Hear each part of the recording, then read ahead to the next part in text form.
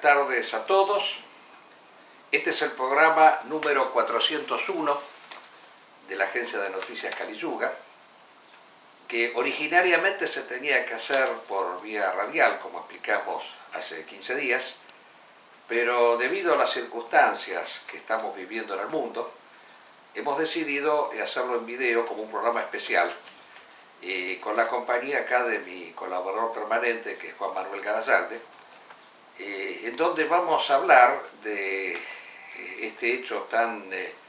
no, para nosotros no es novedoso porque de alguna manera ya lo teníamos muy claro. Si ustedes recordarán, los que han visto ese famoso reportaje que me hizo el amigo Carena, yo ya ahí anunciaba en el mes de abril la victoria talibán.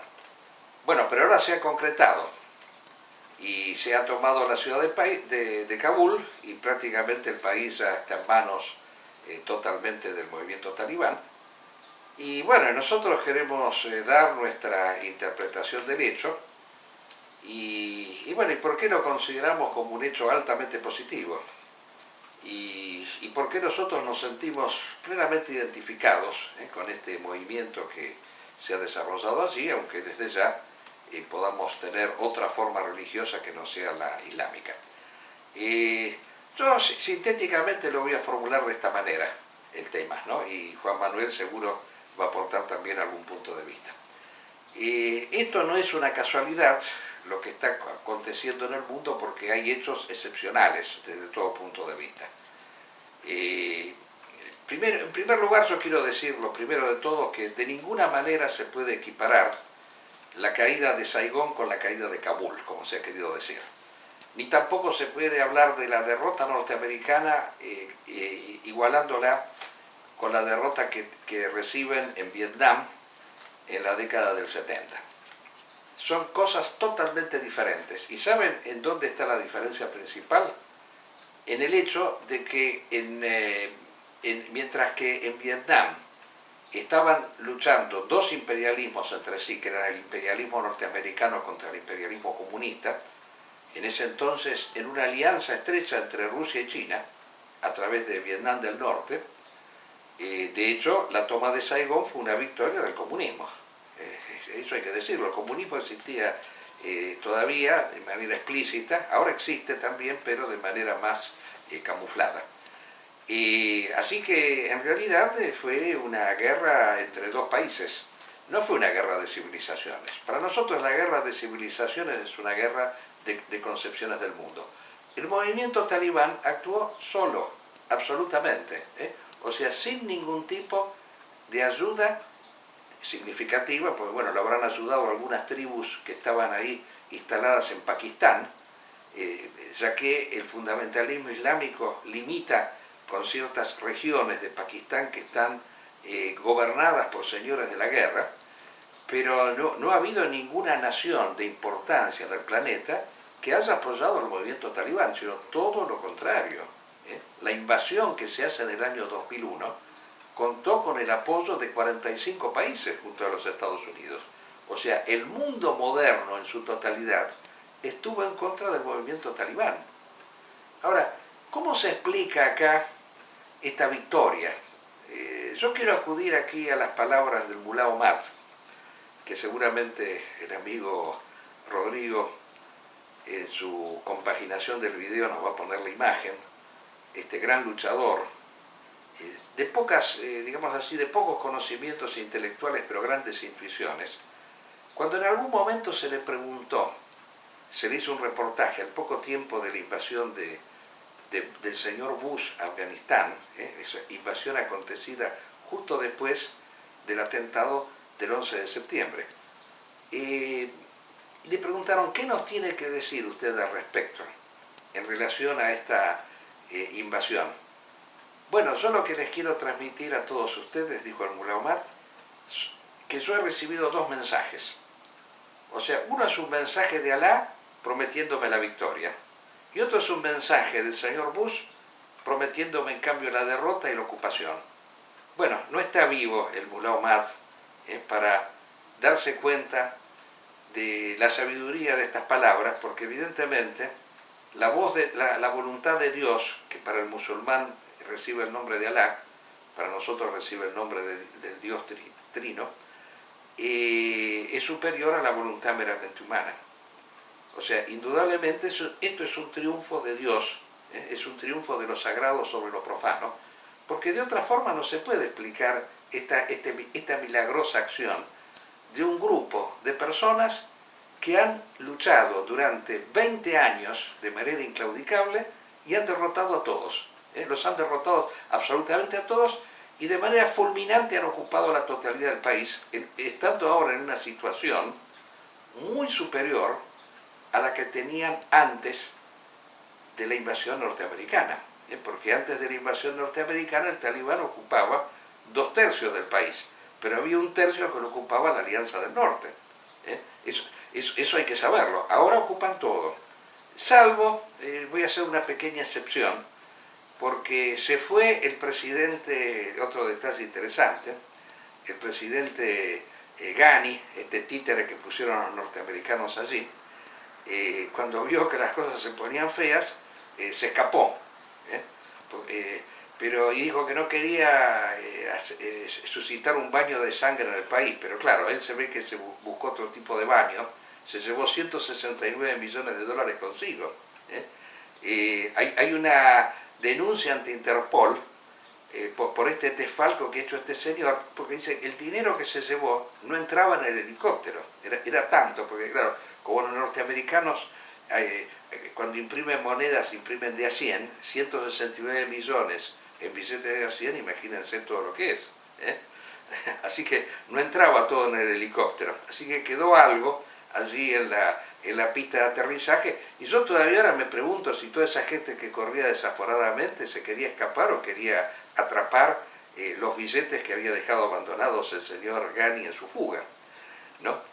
Bueno, esta es la moral de esta gente que habían puesto los norteamericanos allí, pero parece ser que el vicepresidente Saleh se ha refugiado. Esto se lo doy a los que están en contra de los talibanes, les voy a dar una pequeña buena noticia para ellos. Parece que Saleh todavía está resistiendo en la pequeña región de Panjshir, que posiblemente sea también ocupado por los talibanes, porque es una pequeña región, ¿no? Bueno, ahora es la voluntad de Dios, indudablemente. Yo creo que acá esto hay que combinarlo con lo que está sucediendo hoy en día en el planeta, indudablemente, porque yo creo que el triunfo talibán se compagina con este tema de la pandemia, con el tema del cambio climático, o sea, de un mundo que está siendo destruido, que está en estos momentos pagando el pacto de las destrucciones que ha realizado el mundo moderno a la naturaleza, un mundo que ha puesto como eje principal la vida, y la vida disfrutada hasta las últimas consecuencias, llegando a un hiperconsumismo, a un hipermaterialismo, a un abandono absoluto de lo sagrado, porque esta es la última vida, la única vida que vivimos es esta, y este es el momento que hay que tratar de disfrutarlo a pleno. No hay nada después de esta vida, tampoco hay nada antes. O sea que estamos acá, caímos de golpe, y bueno, hay que disfrutar lo más que se puede, y desde ya destruyendo de manera desaforada la naturaleza y generando incluso conflictos sociales, porque hay muchos que dicen, y no, porque yo tengo que disfrutar tampoco. Cuando en realidad lo que habría que generar en los seres humanos, si hubiera realmente una religión como la que sostienen los talibanes, que pienso que es la respuesta positiva a todo esto, y bueno, las personas no estarían ahí desaforadas buscando cosas, objetos en que para rellenar su propio materialismo. O sea, sería realmente una cosa distinta, si hubiera una comunidad donde la gente piensa en Dios. No estaría pensando tanto en acumular bienes y objetos. Ahora, fíjense, ébola tiene que ver con esto, porque algunos que se dicen ebolianos están en contra de los talibanes, cosa increíble, ¿no? Esto yo ya me quedo boquiabierto, que dicen, sí, porque estos son, este chico Gonzalo, estuve leyendo ahí en el internet, que lo invitamos una vez acá a hablar, Gonzalo Rodríguez creo que se llamaba, ¿no? Perdón, yo soy un hombre grande que a veces se olvida, no es que yo lo desmerezca, ¿no? Es que no me acuerdo bien la totalidad de su apellido. Gonzalo ha dicho, por ejemplo, ahí en Facebook que los talibanes no son como nosotros porque hablan del abismo ontológico entre el hombre y Dios. Bueno, qué cosa ridícula. Los talibanes han sido bolianos, sin saberlo, porque se han dedicado a cabalgar el tigre.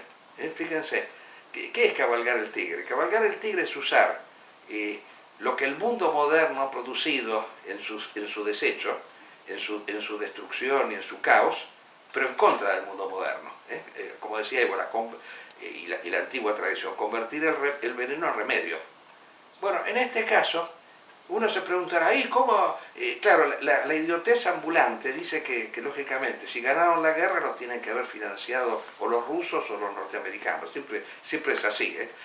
Yo me acuerdo que este señor Dugin decía que los talibanes los habían puesto a los norteamericanos para jorobar a los rusos, ¿no? Bueno, ahora, no sé, los rusos tienen miedo porque no saben bien qué hay detrás de todo esto. Pero fíjense que ellos se subvencionaron solos. ¿Y cómo cabalgaron el tigre? Bueno, como hizo Bin Laden en su momento cuando destruyó las Torres Gemelas con aviones. En este caso, con el opio. El cultivo del opio. El cultivo del opio fue lo que financió la campaña talibán, porque las armas las compraron en el mercado negro. Entonces, como el régimen se recluyó en las ciudades, ellos ocuparon toda la superficie agrícola del país, y entonces se apropiaron del opio. Que el opio, aclaremos, o sea, puede tener varios usos, porque tiene un uso medicinal que sirve para producir la morfina, por ejemplo. Que la morfina se usa justamente para combatir el dolor en ciertas enfermedades, o sea, no es una cosa que sea totalmente rechazable. Lógicamente uno se puede drogar con morfina, es cierto eso.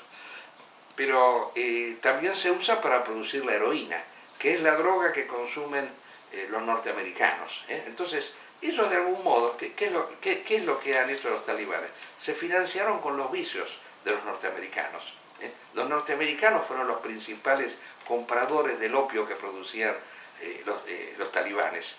Y de esa manera lo reconvirtieron en heroína, se drogaron, perdieron perdieron, nunca la tuvieron mayormente, pero la poca voluntad de lucha que tuvieron la perdieron totalmente, y fue así como el talibán se pudo enseñorear totalmente. Por eso tuvo armas, aparte de las que las capturó a los norteamericanos, aparte de esas. Resulta ser que ahora el talibán se ha hecho de un arsenal impresionante, porque todos estos sujetos que habían constituido este famoso ejército de ocupación norteamericano, porque ellos decían, sí, creamos un ejército para combatir a los talibanes. Bueno, todos estos salieron corriendo y dejaron abandonadas las armas, porque no se las podían llevar consigo. Bueno, ahora tienen un arsenal impresionante. Se calcula 81.000 millones de dólares en armas solamente, en armamento. Ha gastado Estados Unidos en Afganistán. Es una cosa insólita, desde todo punto de vista. Bueno, todo esto cayó en manos de los talibanes. Y antes de eso, bueno, el armamento lo tuvieron de esa forma. Así que, bueno, perfecto, es un movimiento eboliano sin saberlo. Nosotros diríamos que éramos talibanes sin saberlo. Y ellos eran ebolianos sin saberlo también. Pero hay una comunidad de intereses. Bueno, te cedo un poco a vos la palabra. Yo después quería hablar algo de las mujeres, ¿no? Que es un tema importante. Sí, adelante. Bueno, la verdad que estamos viviendo un momento histórico, realmente. Porque han pasado 20 años, es una generación entera. Probablemente algunas de las personas que aparecieron en las fotos de este triunfo hayan nacido en el 2001, cuando fue la invasión, ¿no? Y que tengan hoy 20 años. Es impresionante ver eso. Y que toda su infancia y adolescencia conocieron la guerra. O sea, vivieron en continua lucha contra un enemigo que hoy terminan de expulsar de su país. Realmente es algo impensable, y creo que todos los libros de teoría militar, psicología militar, todo, tendrían que hoy ir y rendirse a la sabiduría de este pueblo que expulsó a un montón de naciones del mundo moderno, que venció las más terribles ataques con bombas,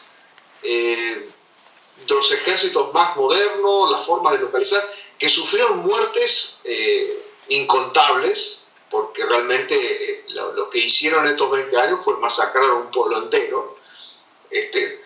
O sea, yo recuerdo tantas veces que hemos publicado noticias de que en una ceremonia, en un casamiento, un dron les disparó y mató a todos los que estaban celebrando el casamiento porque pensaban que eran un grupo terrorista. ¿Cuántas veces informamos sobre ese tipo de cosas a lo largo de estos 20 años? Y si los Estados Unidos quieren vencer el terrorismo, realmente lo que ha hecho justamente con estas masacres es crear personas que odien esencialmente a todo lo que es extraño a su país. Lamentablemente, nosotros somos para ellos los cruzados.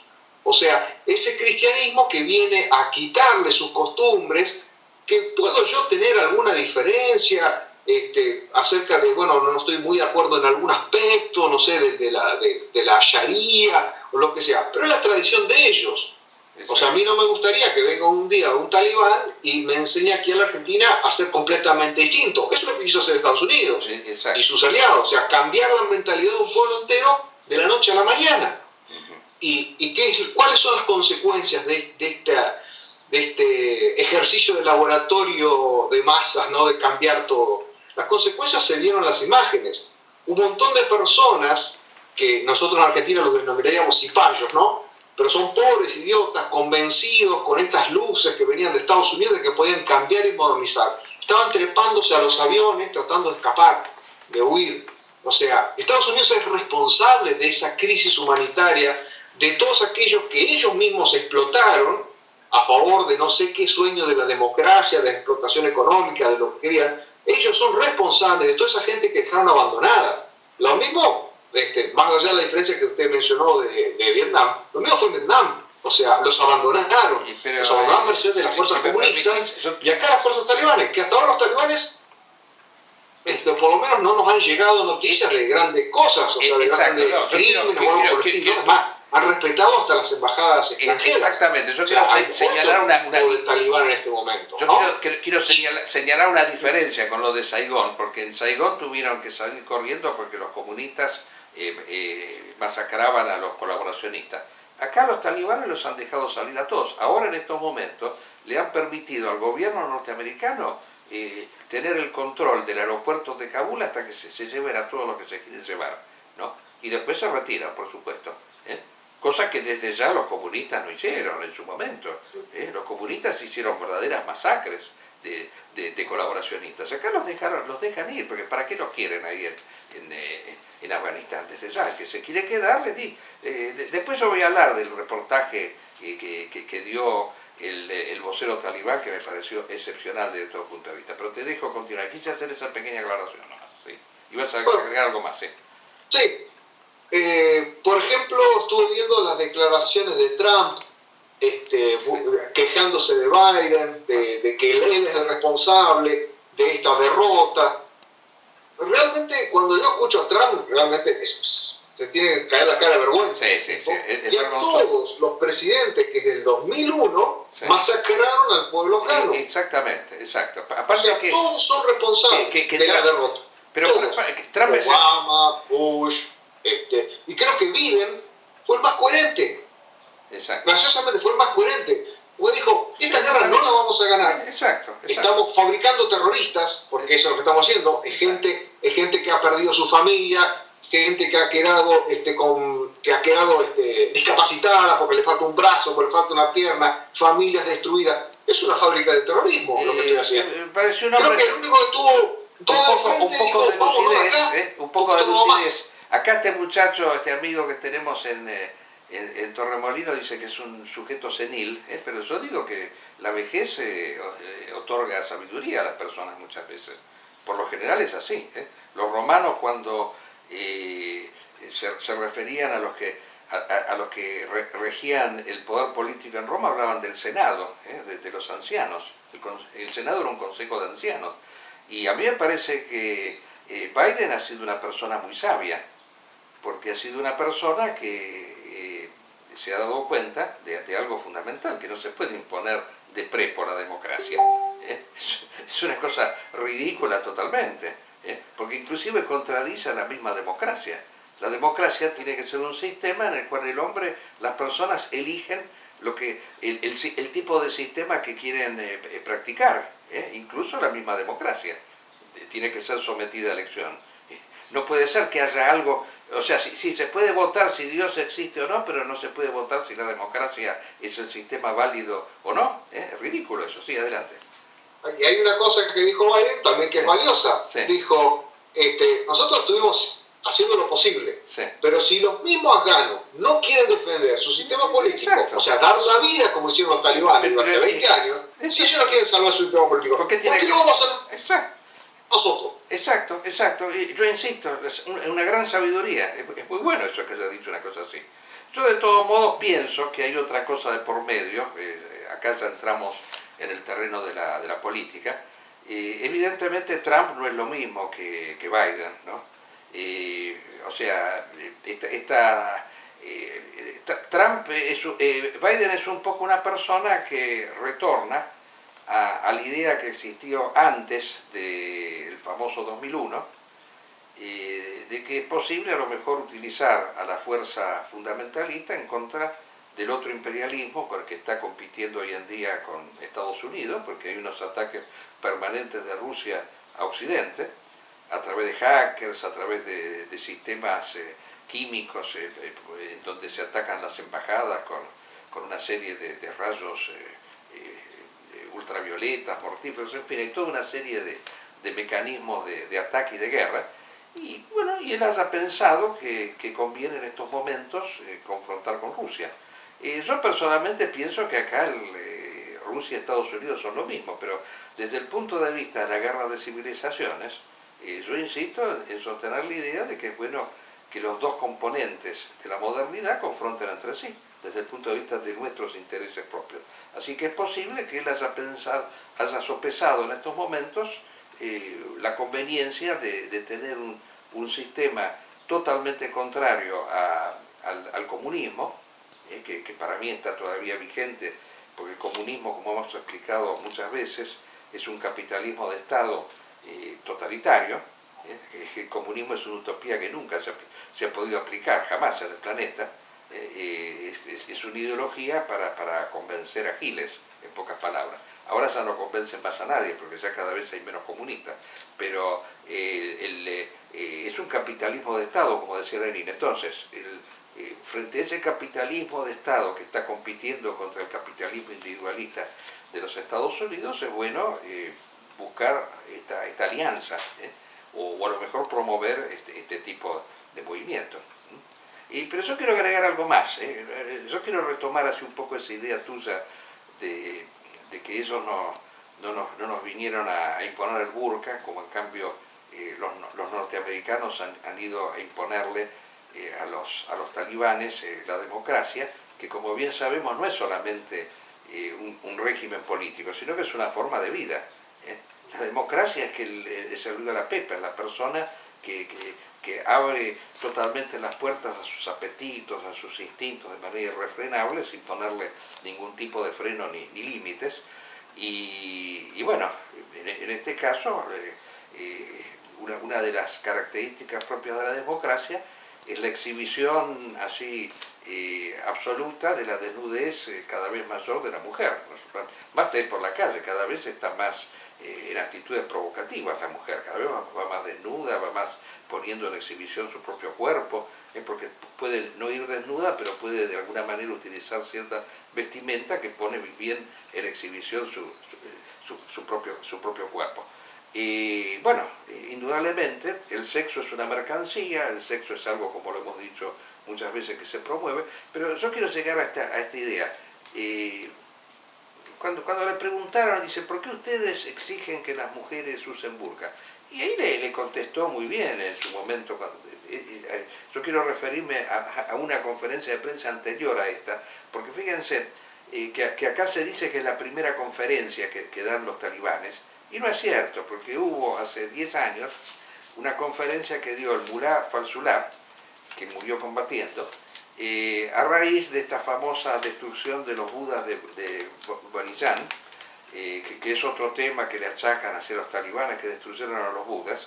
Y él dio una conferencia, primero negando que hayan destruido a los budas, explicando, dice, bueno, nosotros no somos los únicos que estamos acá.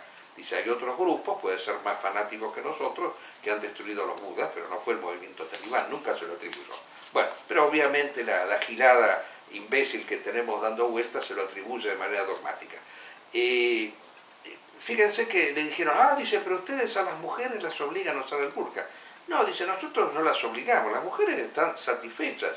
Nuestras mujeres están satisfechas con esto porque han sido educadas en esa concepción de que la mujer no tiene que estar ofreciendo el cuerpo al mundo entero, sino solamente a su cónyuge, exclusivamente, incluso cuando va por la calle. Pero es nuestra costumbre, nosotros no hemos invadido Estados Unidos para obligar a vuestras mujeres a ponerse el burka. Una lección bárbara de democracia, que recién ahora la entendió Biden. Recién ahora Biden se da cuenta de que no tiene que estar obligando a los talibanes a asumir la cultura yanqui, que para los talibanes es caduca. Bueno, pero hay que ser abierto, hay que ser abierto. Para el norteamericano es caduco usar el burka. Bueno, el talibán opina al revés. Opina que es caduco, en cambio, que las mujeres estén pelotas exhibiéndose permanentemente, que la pornografía sea una industria. Todas estas cosas las combate. Y bueno, cada uno tiene su punto de vista. Yo, desde mi punto de vista, es mucho mejor esa moral que la del mundo moderno. Pero acepto que puede haber otras personas que opinen distinto. No se puede imponer a la gente, porque fíjense, los que hablan tanto de democracia no quieren imponer totalitariamente un modelo de ser. Y el talibán les ha dado una lección de democracia a los norteamericanos, diciéndole que ellos no invadieron nunca Estados Unidos para que las mujeres norteamericanas se pongan el burka. Pero obviamente tienen que entender también que no van a aceptar que les invadan a ellos los norteamericanos para desvestirle a sus mujeres. ¿Qué es lo que ha pasado ahora? Ahora están empezando a vestirlas. Sí, adelante.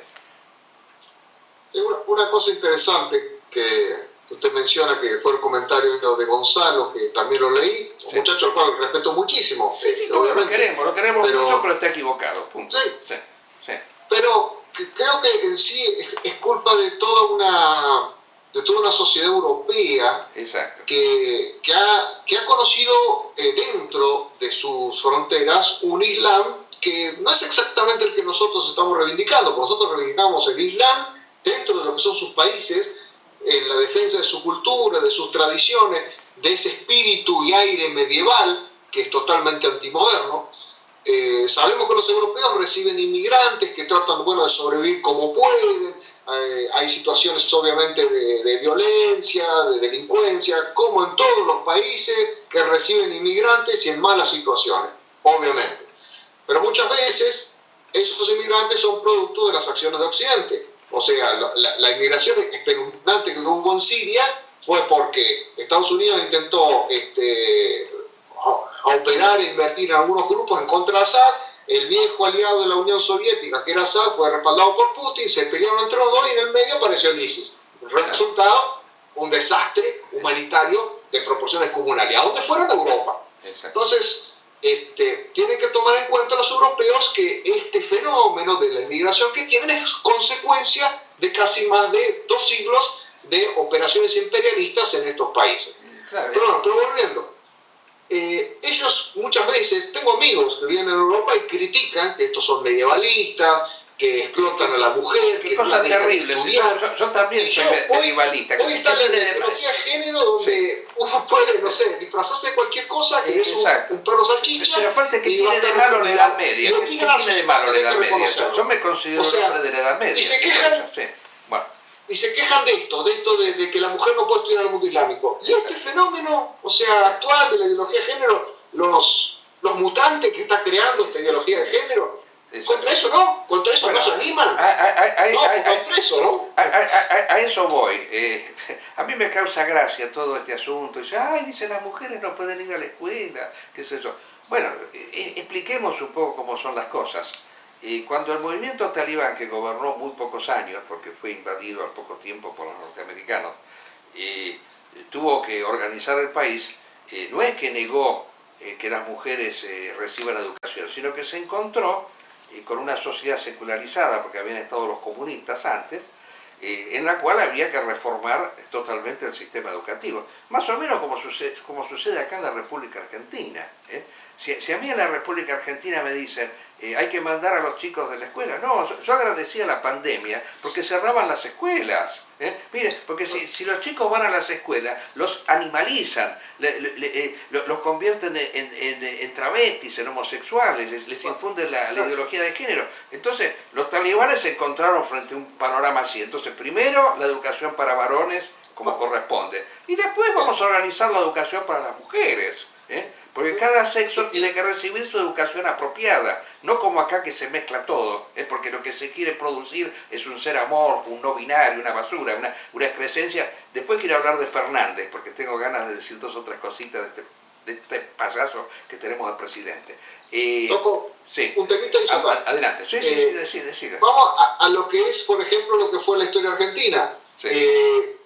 El sistema educativo argentino, ¿cuáles eran las ideas que predominaban por entonces? Las ideas de la Revolución Francesa, Exacto. Era todo lo que venía de Europa. Yo recuerdo la preocupación del caudillo Juan Manuel de Rosas en que hubiera educación, y trajo a los jesuitas. Exacto. Después tuvo que expulsar, porque venían con ideas que justamente iban en contra de lo que es la visión de esa tierra que se estaba desarrollando. Exacto. Y avanzando, pero no imitando el mundo moderno, europeo, con las ideas que llevaron a la sangrienta Revolución Francesa, a las sangrientas revoluciones, a la terrible revolución industrial que creó una Europa totalmente, ya sabemos las consecuencias.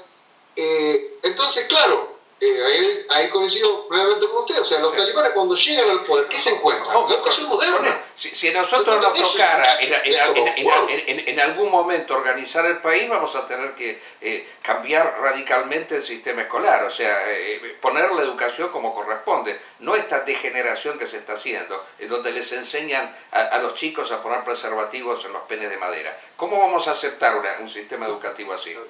Es una cosa ridícula, gracias a la pandemia que cerró las escuelas, así por lo menos muchas personas no se degeneraron. O sea, hay que agradecer. Yo creo que la providencia ha intervenido en todo esto. Sí. Ha intervenido la providencia. Por eso yo insisto que la providencia actúa con dos manos. O sea, una es una mano impersonal a través de las fuerzas propias de la naturaleza y otra a través del hombre. Que en el caso del talibán, de manera positiva, imponiendo un sistema en donde lo sagrado es lo esencial. Es un régimen teocrático. Dios es lo principal. Yo soy medieval, señores. Porque la Edad Media, a diferencia de la Edad Moderna, era una edad donde Dios primaba, era una edad teocéntrica, mientras que la Edad Moderna es una edad antropocéntrica, el hombre, el confort, el consumo, el sexo, la droga, todas estas pelotudeces, ¿no? Toda esta excrescencia, eso es lo que hace la Edad Moderna.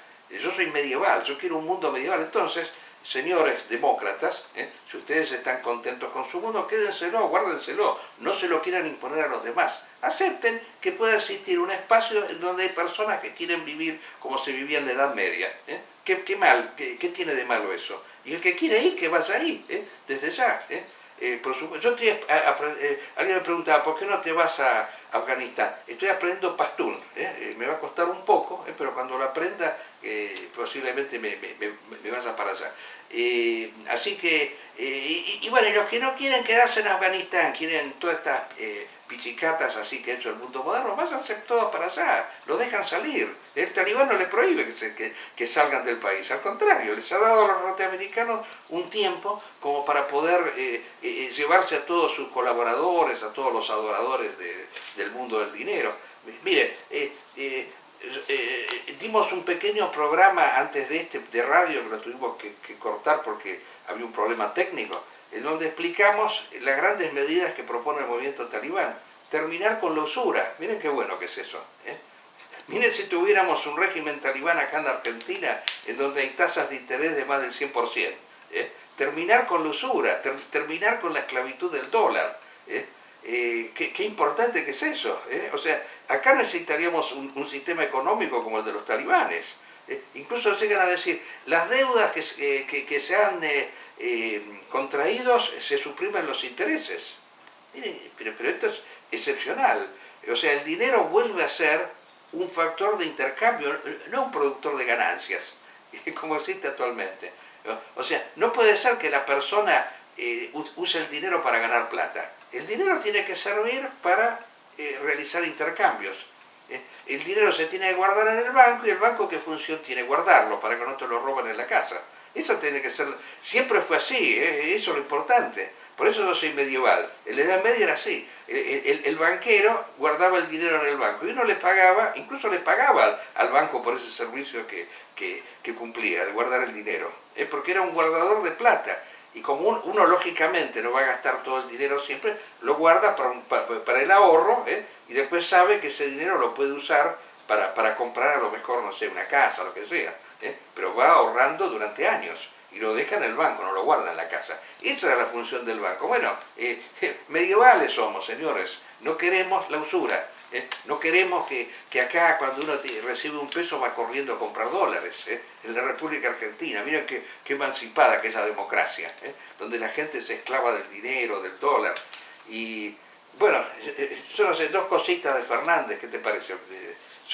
Quería comentar algo acá, porque ya el tema talibán creo que está, se ha comentado de lejos, desde ya felicitaciones, aparte la paciencia que ha tenido acá este mujahid que ha dado la conferencia de prensa, con una desenvoltura, ha mostrado que son seres civilizados, no como los pintaban ahí, que parecían cavernícolas, tal como lo pinta el sistema, parecen cavernícolas, seres civilizados que explicaban que ellos van a hacer las cosas pausadamente, van a actuar con cordura, van a actuar con indulgencia.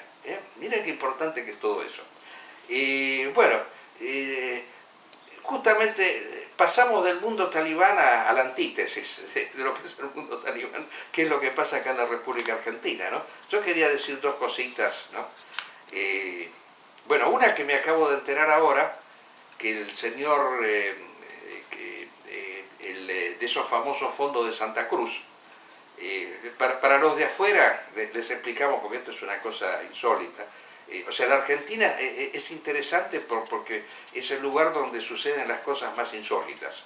O sea, sucede lo mismo que en otras partes del mundo moderno y democrático, ¿no?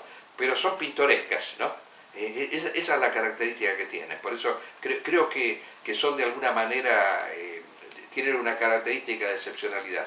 Fíjense que hace, qué es eso, 30 años, ¿no? 1992, el señor gobernaba este delincuente psicópata, sexópata, Menem, ¿no? Que era un presidente mujeriego, una de las características, porque como me decía, me acuerdo, un famoso organizador de movimientos políticos militares, un sacerdote, un tal Grasset, que ahora creo que murió, me decía que el gran defecto que tenía Menem era que le gustaban las prostitutas, ¿no? Me lo dijo con un término más duro, ¿no?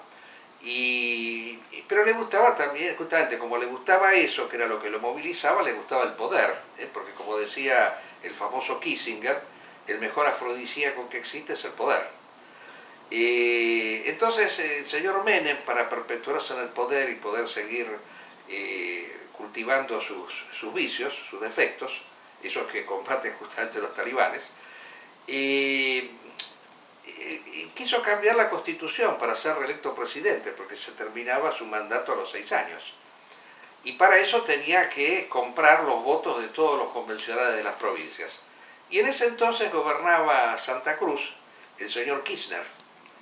Y entonces modificó logró una modificación en la liquidación de las regalías petroleras, ¿no? Y que en realidad tendría que haber sido de la nación, y a una provincia de 200.000 habitantes le entregó 550 millones de dólares, y con eso compró el voto de Kirchner, que votó de los convencionales de Santa Cruz, que votaron la reforma de la Constitución, entre otros. Imagínense todos los sobornos que tuvo que hacer para eso, y al final se cambió la Constitución y pudo ser reelecto presidente.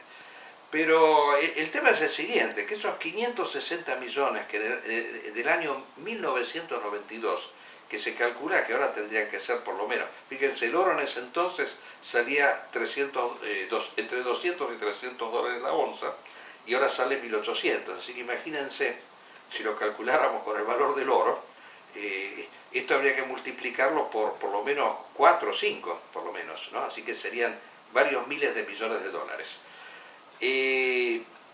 Bueno, de eso, ¿saben cuánto queda de esos fondos? Eso es lo interesante que aparece hoy, 9.000 dólares. Se lo liquidaron todos y eso no se invirtió en nada, porque en la provincia de Santa Cruz, que tiene nada más que tenía en ese entonces 200.000 habitantes, no recibió absolutamente nada. Sirvió indudablemente para que este otro, digamos así, alimentador de mujeriegos, que es el señor Kirchner, que tenía en ese entonces un secretario que yo llegué a conocer, yo comenté, ¿no? Que tuvo siempre la característica de ser secretario, Fernández, ¿no? Primero fue secretario de ASEF, yo lo conocí una vez que vino a mi casa, ¿no? Estoy hablando también de la década del 80, del siglo pasado. Después fue secretario de Kirchner y ahora es secretario de Cristina Kirchner. Pero ahora y es presidente de la República, me olvidaba de ese detalle secundario. Pero resulta ser que también es mujeriego, como Menem, fíjate, porque sacaron una foto, ¿no? En plena cuarentena, cuando acá nadie podía ni siquiera asomar el hocico por la ventana. Resulta ser que hizo una fiesta de cumpleaños de la señora y bueno, pero alguien sacó una foto y de esa foto había como, no sé, 20, 30 personas, o sea, violó la cuarentena, o sea, el presidente, el que tenía que estar dando el ejemplo, viola la cuarentena. Bueno, eso es un detalle significativo, importante, pero es menor en comparación con las explicaciones que dio después este hombre, que son dignas de un análisis talibán del tema, ¿no? Porque este señor dijo, no es mi culpa, es mi mujer que organizó el cumpleaños. Ahora, yo me pregunto, claro, este país, como el patriarcado ha sido superado con la famosa ley de patria potestad compartida, mandan todos en la familia. ¿Dónde se ha visto que en una familia la mujer hace lo que se da la gana y el hombre no lo ordena, no pone orden en la casa? ¿Dónde se ha visto eso? ¿Cómo puede ser que le eche la culpa a la mujer cuando él tendría que haber sido la persona que la puso en su lugar, como corresponde? Él tendría que haber hecho eso. Si la mujer incurrió, él tendría que haber explicado, se equivocó, pero yo hice tal y tal cosa para que no vuelva a suceder. No, acá parece ser que él no puede controlar a la propia mujer. Bueno, tampoco controla a la otra mujer, que es la vicepresidenta. Así que el peronismo nos ha traído presidentes mujeriegos, esa es la conclusión que yo quería sacar.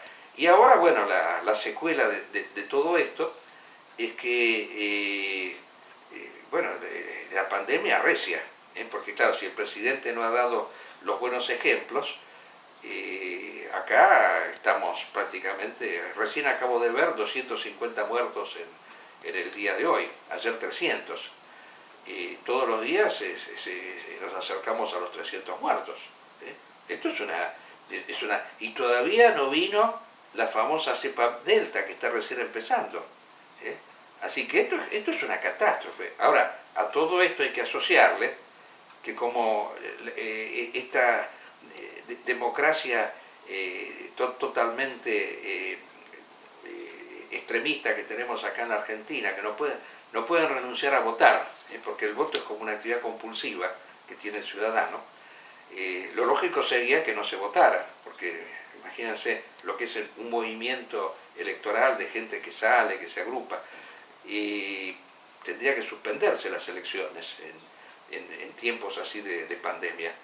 No, acá no solo no se suspenden las elecciones, sino que se ha liberado absolutamente todo, las escuelas, las calles, todo. Ya no hay más ninguna medida. Lo único que uno ve, un poco que la gente usa el barbijo, nada más. Eso es lo único que existe.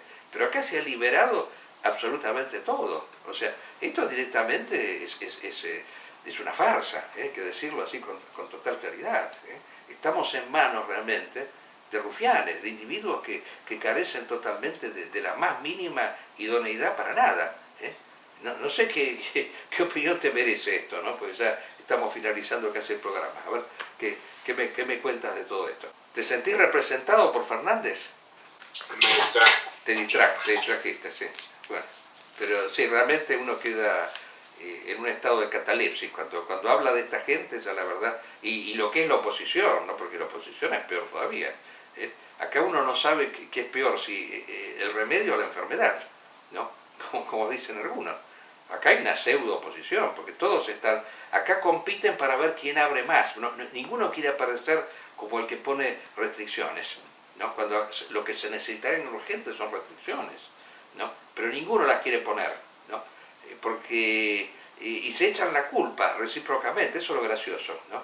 Se echan todos la culpa el uno al otro. Uno por querer levantar las restricciones y otro por no vacunar lo suficiente. Pues las dos cosas son necesarias, porque aunque se vacunara a la población lo mismo, hay que mantener las restricciones, porque el virus se sigue expandiendo en estos momentos. Sí, ¿qué ibas a decir? Yo hasta he notado en algunos periodistas dentro del gobierno, o sea que son kirchneristas, que están en contra justamente de esta carrera de a ver quién de los dos partidos nos devuelve la normalidad. Exacto. Y están en contra de las políticas del actual gobierno, porque están a favor, sí, de una cuarentena estricta, más en el peor momento. Porque este es el peor momento, o sea, estos meses. El peor momento de casi todos, un año y medio de cuarentena.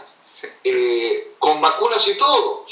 El tema es que si no logramos en este momento hacer si hoy, por ejemplo, si hoy llega una cuarentena estricta de 2 semanas en pleno momento de las vacunas, ahí sí podría haber resultados en serio. Exacto. 2 semanas, no es mucho más. No, pero esto que están haciendo de vuelta.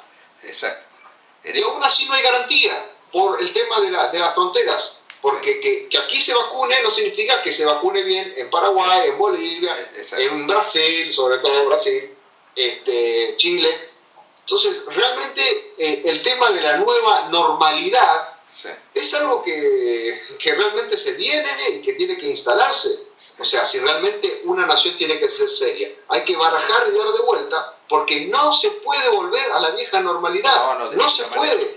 Esto es como el caso de Afganistán. No podés conquistar Afganistán. Acá no podés volver a la normalidad. Esto cambió todo. Exactamente, sí.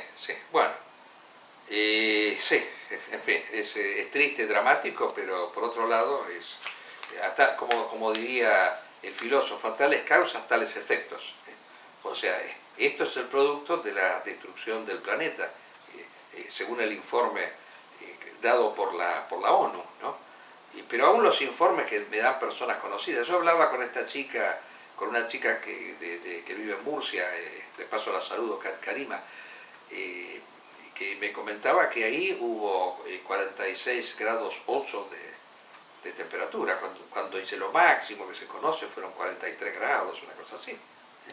O sea, el clima se ha disparado, las temperaturas se están disparando de una manera enorme, y desde ya incendios y falta de agua, todo lo habido y por haber, todo lo habido y por haber.